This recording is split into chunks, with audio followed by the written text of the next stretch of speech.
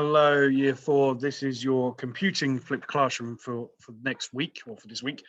This week in computing, you would have played a couple of games, educational games on Scratch, and you would have been making your own, and you would have been playing these games and starting to think about the game that you would like to use.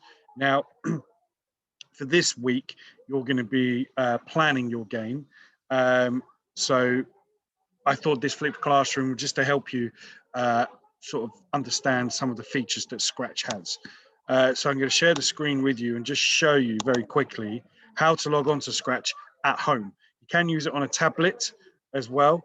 You can use it on a desktop. You just need to use an internet browser like Google Chrome or Safari.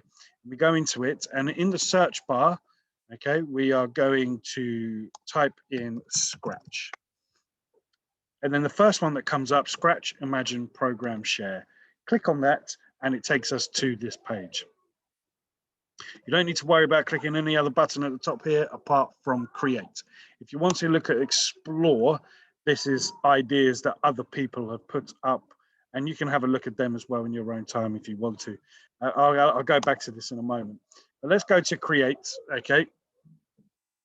And when you create a Scratch, my advice would be to watch this tutorial. If I play it, you're not going to hear the sound, so there's no point in me playing it, but have a look at this tutorial. It sort of tells you how things move and things like that.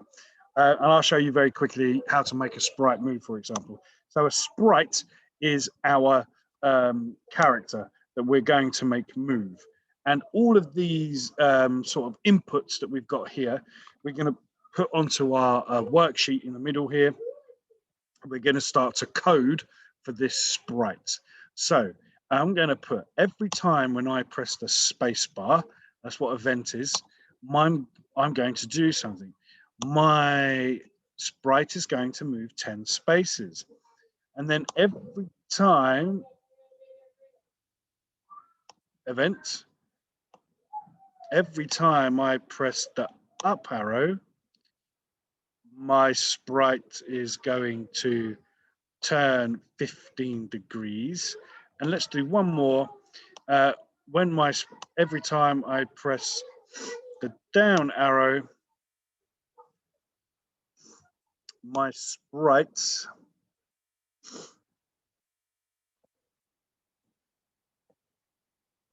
is going to, let's see if I can change the color. Change the color effect by 25. Okay, and then let's see where it goes. So I press the space bar. Excellent. I press the up arrow.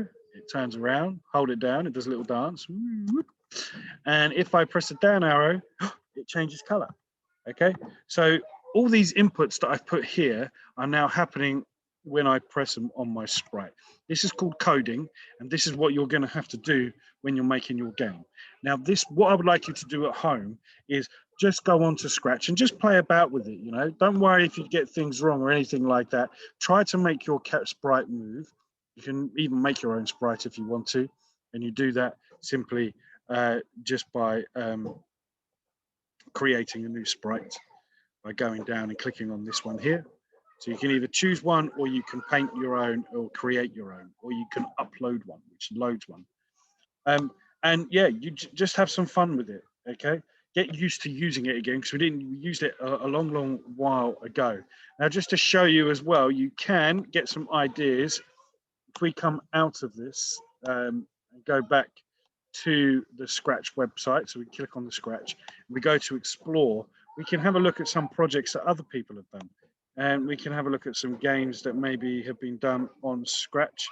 There's loads of different games here. Super Mario, you probably like that one. We can click this one.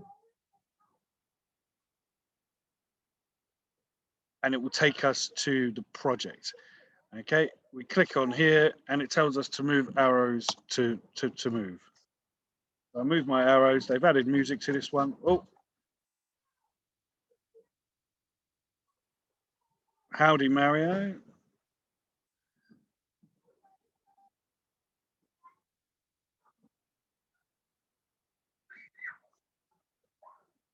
My best buddy, Diddy Kong.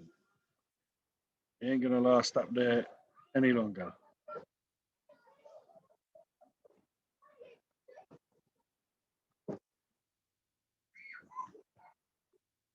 So you've got to avoid all of these things. So you can have a look at these games and think. If you click see inside, it then shows you all the codes that have been used and inputs to make this game work. So this one's quite complex, meaning there's a lot of codes there to do. Obviously, I'm not expecting you to create anything quite as complex as this, but you can see how much goes into this.